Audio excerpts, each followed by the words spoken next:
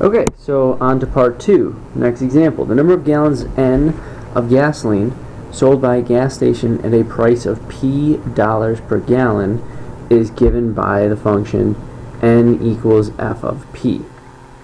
So describe the meaning of F prime of 1.479, and is F prime of 1.479 usually positive or negative? Explain your answer. So I want you to pause the video and answer this, and I know you're wondering how the heck am I going to answer that? I don't understand what it's asking.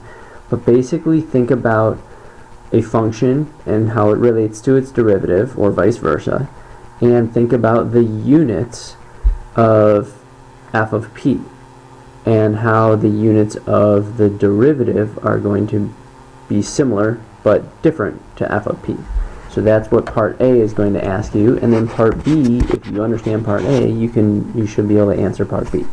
So pause the video, try to figure that out. If you can't figure it out, unpause and look at the answer. Okay, so the units on f of p is just number of gallons sold, but p is the price per gallon. So the derivative of f of p, f prime of p, is going to be the rate of change of the number of gallons sold. So f prime of 1.479 is the rate of change of the number of gallons sold when the price is $1 or $1.479 per gallon. That's pretty cheap. So for part B, in today, because of how much gas costs per gallon, f prime of 1.479 would be positive because the gas sales would increase as price decreases in this case. Okay, last example. So given the graph of g prime, so this is the graph of the derivative, I want you to sketch a graph of g. Remember, there are many correct answers.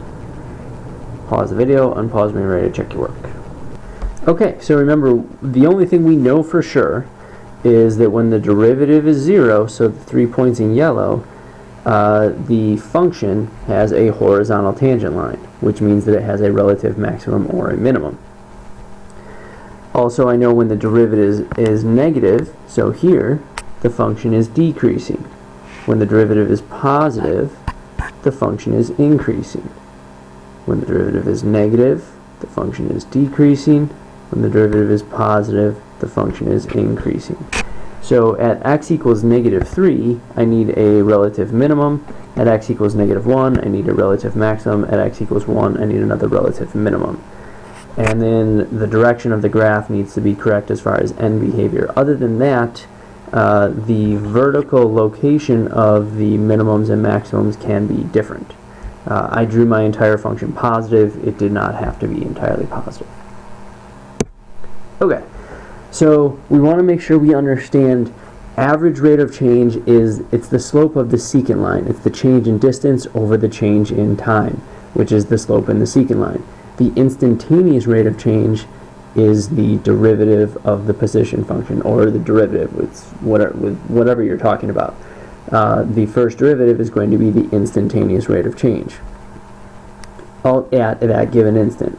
Also understand that the instantaneous rate of change is the velocity when we're talking about a moving object, because the rate of change of an object is its velocity.